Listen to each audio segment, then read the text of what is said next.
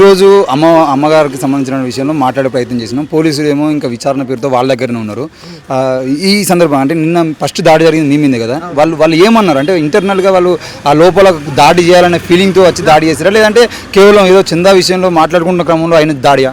అంటే నా point of view బట్టి వాళ్ళు 1 year నుంచి ఇది ప్లాన్ చేసినారు దాడి. 1 year నుంచి వీళ్ళు ప్లాన్ చేస్తున్నారు ఈ దాడి. 1 year నుంచి ప్లాన్ చేస్తారు వాళ్ళు అంటున్నారు. నేను అప్పటికీ మీకు ఆల్రెడీ ప్రీవియస్గా ఇంటర్వ్యూస్ ఇచ్చినప్పుడు నాకేమనుకుంటున్నా అంటే ఆ మహేష్ అనే వ్యక్తి వాళ్ళని నేను మాట్లాడానేమో మజాక్లా, వాళ్ళు సీరియస్ అయిపోయి వాళ్ళకి ఏం చెప్పినారు అనుకున్నా. కాదు, కొట్టేటప్పుడు వాళ్ళు దే ఆర్ కన్ఫర్మింగ్ దాట్ మేము స్కెచ్ చేసినాం మీ పైన 1 year నుంచి. ఆ వినోద్ అంటూ పోలీస్ స్టేషన్కి పోతా, పో ఎవడేం బీకలేడు నాది, ఎవడేం బీకలేడు రా నాది, పో ఎవడేం చేస్తాడు చూస్తా అన్నట్టు మాట్లాడుతున్నారు. అబ్యూసింగ్ లాంగ్వేజ్ వచ్చేసి అమ్మ కాడికెళ్ళి మా కాందాన్ కాడికెళ్ళి మా నాకు పిల్లలే కదా నా పిల్లలని కాడికెళ్ళి తిడుతున్నారు. అంత అబ్యూసింగ్ లాంగ్వేజ్. ఇంకొకటి ఒక సైడ్ నుంచి రాము, ఒక సైడ్ నుంచి ఆదిత్య, వాళ్ళు ఎంత అబ్యూజింగ్ లాంగ్వేజెస్ అంటే వాళ్ళు రాము అనే వ్యక్తి అయితే మన ఇంటి కింద తమ్ముడు, ఆడికి పర్సనల్గా చాలా హెల్ప్ చేసినప్పుడు నేను మా ఫ్యామిలీ అనేది వాళ్ళకి చాలా పర్సనల్ ఎగ్జామ్స్ ఫెయిల్ అయితే డిప్రెస్డ్గా ఉంటే నేను సూసైడ్ చేసుకుంటా అది చేసుకుంటా అవి నేను చెప్పుకోవద్దన్నా, అవి కెమెరా కూడా చెప్పుకోవద్దు, బట్ బాధ అవుతుందన్న. ఆ బాధ అట్లాంటి వ్యక్తి అది పర్సనల్గా బ్రో ఏంటంటే లైక్ మహేష్ అనే వ్యక్తి కూడా వీళ్ళు ఇంట్లో ఎట్లా అంటే వీళ్ళు ఏం తింటే వాళ్ళ మమ్మీ కూడా ఈవెందో ఆంటీ కూడా ఎట్లా అంటే ఈవెందో నేను వెళ్ళినా కానీ కూడా వాళ్ళ ఇంట పిల్లి కానీ లెక్కనే వీళ్ళు ఎంబడి తోడబుట్టిన లెక్కనే చూసుకుంటారు. కానీ ఏ రోజు ఒక చిన్న మాట తప్పుడు మాట మాట్లాడడం కానీ ఏ రోజు అబ్యూజ్ చేయడం కానీ అలాంటిది ఏం జరగలేదు. ఇంతకు ముందుకు మహేష్ అనే వ్యక్తి కూడా చిన్న తప్పులు చేసినా కానీ ఆంటీ వాళ్ళ డాడీ వాళ్ళ ఇంట్లో వాళ్ళ పేరెంట్స్ కొట్టి తిట్టి చేసినా కానీ ఆంటీ ఏం కాదు నా పిల్లగాడు నేను సంజాయిస్తా ఏం కాదు అని చెప్పేసి కొద్దిగా ఆంటీ కన్సోల్ చేయడం కానీ ఆర్ఎల్స్ చిన్న పిల్లలు సరే తెలియక లైక్ వాళ్ళకి సపోర్ట్ చేసుకుంటూ మాట్లాడడం కానీ ఏ రోజు వేరేలాగా దుష్మని లాంటిది ఏం లేదు. ఏ రోజైనా ఆంటీ మేము వెళ్ళినా నేను ఒక చిన్న తప్పు చేసినా కానీ కూడా నాకు లాస్ట్ ఒక 10 years నుంచి తెలుసు. ఏ రోజు నేను ఒక చిన్న తప్పు చేసినా కానీ కూడా అట్లా కాదు బేట ఇట్లా చేయాలి, ఇంట్లో మమ్మీ డాడీని మనం ఇబ్బంది పెట్టకూడదు అన్న మంచి స్వభావం ఉన్న వాళ్ళే కానీ ఏ రోజు ఇట్లా లొల్లీలు పంచాయతీలు ఇవేవి లేవు. అంటే వాళ్ళు అట్లా తయారు కావడానికి కారణం ఎవరంటారు అంటే వాళ్ళకి to be very open I was not available in the situation yesterday night. But నేను ఇప్పుడు వచ్చిన తర్వాత వీళ్ళు చెప్పిన దాన్ని బట్టి నాకు తెలిసిన మ్యాటర్ ఇదంతా. కానీ పర్సనల్గా నా ఒపీనియన్ అయితే చరణ్ కానివ్వండి, వాళ్ళ తమ్ముడు కానివ్వండి, వాళ్ళ మమ్మీ వాళ్ళ డాడీ కానివ్వండి, ఏ రోజు ఎవరి దగ్గరికి వెళ్ళి అరే తురై అసొంటి మాటలే ఉండవు. ఏది ఉన్నా మనలో మనం సరే ఒక బయట వచ్చి ఒక పెద్ద మాట మాట్లాడినా కానీ కూడా సరే బై నా తప్పుందేమో అని చెప్పేసి వదిలేసి సైలెంట్గా ఊకునే స్వభావమే కానీ ఏది ఇంకా పెద్దగా చేసుకుని ఇంకా ఇది చేసుకున్న లుల్లి పంచాయతీ పెట్టుకునే స్వభావం అయితే కాదు. మా రిలేషన్ 10 years అన్న. నేను ఏదో సూరజ్ అని పిలుస్తాను, ఇప్పటివరకు శరణ్ అని పిలవడన్న.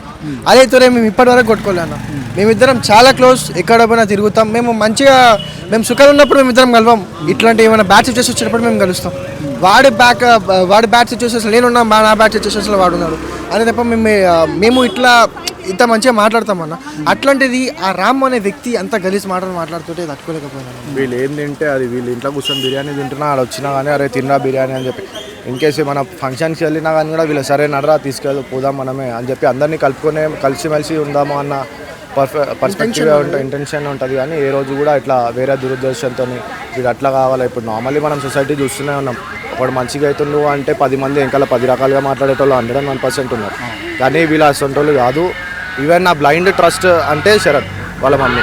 ఒక రోజు ఏమైనా అయ్యి ఇన్ కేస్ నా ఇన్సిడెంట్ ఏమైనా జరిగి నేను ఒక కాల్ చేసి ఆంటీ నాకు ఇట్లా సంగతి నాకు ఇట్లా ఒక ఇష్యూ వచ్చింది అంటే 101% ఎవరు ఉంటారో లేదంటే వాళ్ళు ముందుకు వచ్చే అంత మంచి పర్సన్స్ వాళ్ళు. సో వాళ్ళకి ఇలా జరగడం అనేది చాలా డిస్టర్బింగ్గా అనిపించింది నాకు. అది అన్ఫార్చునేట్గా అయితే నేను అనలేను. అది ఏమైనా నాకు అంత అవేర్ లేను. నేను ఏదో జస్ట్ ఒక జనరల్ న్యూస్ ఉన్నా, కాకపోతే అది కూడా తప్పు. ఒక మార్వాడీలను టార్గెట్ చేయడం కూడా తప్పే, కాకపోతే నాతో కూడా ఈరోజు అయింది, అది కూడా తప్పే. అట్లని కాదు, మనం ఒక డెమోక్రటిక్ కంట్రీలో మనం ఉంటున్నాం. మనం రిపబ్లిక్ ఆఫ్ ఇండియా మనది. బయట వేరే కంట్రీ అదర్ కంట్రీస్ చూసుకుంటే China, Russia, they are in dictatorship. వాళ్ళు ఒక కమ్యూనిజం కంట్రీస్ లెక్క వాళ్ళు ఈ రోజున చాలా ఉన్నారు. కాకపోతే వాళ్ళు ఎంత అడ్వాన్స్ ఉన్నారు, ఎంత ఫ్యూచరిస్టిక్ ఉన్నారు. కాకపోతే మన డెమోగ్రఫీ, మన జియోగ్రఫీ అది కాదు. కాయినా సరే ఇప్పుడు నేను రేపటి రోజు పంజాబ్ ఆర్ ఎదర్ స్టేట్కి వెళ్ళి ఆయనకి అలబట్టుకొని నువ్వు ఎక్కడ రా, నువ్వు బయట వచ్చినా ఎక్కడ వస్తే తప్పు. ఇంకొకటి, నేను ఒక బీజేపీ పర్సన్. నా ఫస్ట్ ఓట్ బీజేపీకి, నేను చచ్చిపోయే వరకు లాస్ట్ ఓట్ బీజేపీకి. అట్లా అని చెప్పి నేను వేరే రిలీజన్స్కి అగెన్స్ట్ కాదు. నాకు ఇస్లాం గురించి మంచి నాలెడ్జ్ ఉంది, క్రిస్టియానిటీ పైన మంచి నాలెడ్జ్ ఉంది, సిక్కిజం పైన మంచి నాలెడ్జ్ ఉంది, గ్రీకిజం పైన మంచి నాలెడ్జ్ ఉంది, నార్స్ మైథాలజీ పైన మంచి నాలెడ్జ్ ఉంది.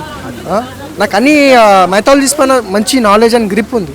సో నేను అన్ని ధర్మాలను కూడా పాటిస్తాను, అందరినీ కూడా నమ్ముతాను. అంటే వాళ్ళని వెళ్ళిపోమనేది కాదు, లేదు అట్లా అని కాదు. కాకపోతే వాళ్ళు వరుస దాడులు ఏ విధంగా వాళ్ళు కొన్ని లిమిట్స్ ఉంటాయి అన్న. ఇప్పుడు నేను ఆంధ్రాకి పోయే బేసిక్ అవన్నీ కదన్న. ఆంధ్రాకే మనమే పోదాం, మన కార్లో టీఎస్ బండి వేసుకుని ఆంధ్రాకి పోదాం, కట్లు కొట్టి వెళ్ళిపోతారు అన్న. అవునా? మీ అందరికి తెలుసు, కట్లు కొట్టుకుని వెళ్ళిపోతారు ఆంధ్రాకి. అట్లని చెప్పి అది తప్పు కాదు. కాకపోతే ఎవరి లిమిట్స్లో వాళ్ళు ఉండాలనేదే నా అభిప్రాయం అంతే.